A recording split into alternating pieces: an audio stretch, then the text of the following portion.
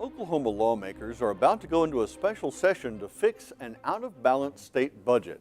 But the big issue that blocked agreement during the regular session is likely to thwart efforts to find new revenues during the special session.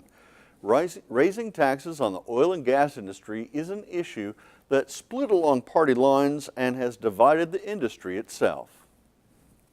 One energy industry association has a gleaming headquarters building near the state capitol. The other has no headquarters, but its members are made up of defectors from the first group. They are at war with each other over whether the state's gross production tax should be increased to help balance the budget. The Oklahoma Independent Petroleum Association, or OIPA, and its rival, the Oklahoma Energy Producers Alliance, or OEPA, are pushing legislators in opposite directions. OIPA wants the gross production tax left at 2%. My message to lawmakers is, if you want Oklahoma to continue to thrive and be competitive with the rest of the oil sector, don't mess with severance tax regime right now. Earl Reynolds is the CEO of Chaparral Energy and is a member of OIPA. His company went through Chapter 11 bankruptcy, losing nearly 500 employees. But he says they are better today, with new investors who put their money in the company for 3 reasons. Most importantly, their oil leases in the STACK. Which we have about 110,000 acres in the STACK. They thought that Oklahoma had really good infrastructure, which is absolutely the case.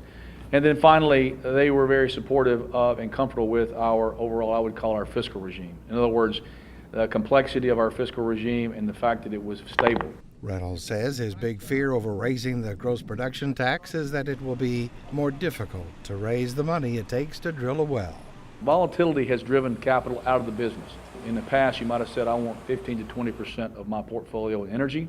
Today, that number is less than 10% across the board. What that means is trillions of dollars have left the business. Mike Cantrell is a co-founder of the OEPA and a former member of the OIPA. A poll commissioned by Cantrell's organization found overwhelming support for increasing the gross production tax, asking voters a simple question. If they would be in favor of restoring the gross production tax rate of 7% for all wells. The poll found 67% of Oklahomans favor increasing the GPT. When 7% rate is lower than they pay anywhere else, are we not in fact subsidizing the drilling in North Dakota and the drilling in Texas? The poll also found what the majority of Oklahomans want to do with that new tax money from the oil and gas industry. By our poll, 68% of the likely voters would put the money to paying our teachers, to teacher salary increases. So that's a pretty good consensus of opinion. But the chances of any change in the gross production tax during the special session seems very unlikely. House Speaker Charles McCall made it clear in a prepared statement, quote, "We have no intention of raising taxes on Oklahoma families and businesses." House Minority Leader Representative Scott Inman says increasing the tax on the oil and gas industry is the only way to start pulling the state out of its ongoing budget crisis. I am confident that a majority of the legislators in the House and the Senate support going up to 5 or maybe 7%, but you've got the special interest groups that have got a stronghold on the Speaker of the House and the governor's office, and they refuse to bring it up for a vote. The Oklahoma Policy Institute has kept track over the years of just how much the current gross production tax, along with other tax breaks and rebates, has cost state government. The combined figure for 2017 and 2018 alone is nearly $1 billion.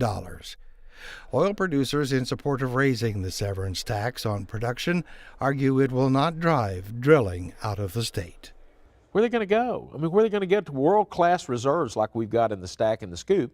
And they got lower operating costs. They've got a regulatory environment that lets them take property using the power of the state through forced pooling that they can't do anywhere else. But Earl Reynolds of Chaparral Energy says there are other places they can go. When you look across the board, there's other opportunities to invest, including the West Texas, North Dakota, and South Texas. Those are all opportunities for people to invest and get good returns. And so that's the name of the business, is returns. One of the new faces in the Oklahoma oil industry comes from deep roots in the business. Kate Richard grew up in Oklahoma. Her grandfather drilled wells for Conoco before it was named Conoco. Her great-uncle was a co-founder of Devon Energy. She is now CEO of Warwick Energy Group, a private oil and gas equity fund. She oversees investments in more than 4,500 wells, most of them in Oklahoma's two biggest oil plays, the SCOOP and the STACK. She has become a regular commentator on CNBC. The U.S. has plays like the Permian and the SCOOP and the STACK that make money between $40 and $50 oil. OIPA officials discounted questions about where drilling is most cost efficient. Richard says it's best in Oklahoma. But there are other parts of plays like the Southern Midland Basin or the Bakken or parts of the Rockies that don't make money at $40 oil. They don't make money at $50 oil, and that's where you'll see rig count decline. Richard is seeing big rates of return, too, on investments from the SCOOP and the STACK. 20% rates of return in the 40 to 50 band and 30% to 50% rates of return in the 60 band. And that's why we just focus on the SCOOP and the STACK. Reynolds Chaparral Energy is already heavily invested in the STACK, as are Marathon, Continental, Devon, Newfield, and Cimarex. Big companies that are reporting wells producing in excess of 6,000 barrels of oil equivalent a day. That's a combination of oil and natural gas. Reynolds admits he's already doing pretty well in the STACK. I can give you my list of wells. Our best well ends up being about 1,000 barrels a day. While politics continue to muddy the water on how much to tax oil and gas production, it may be time to take a page from the playbook of Norway.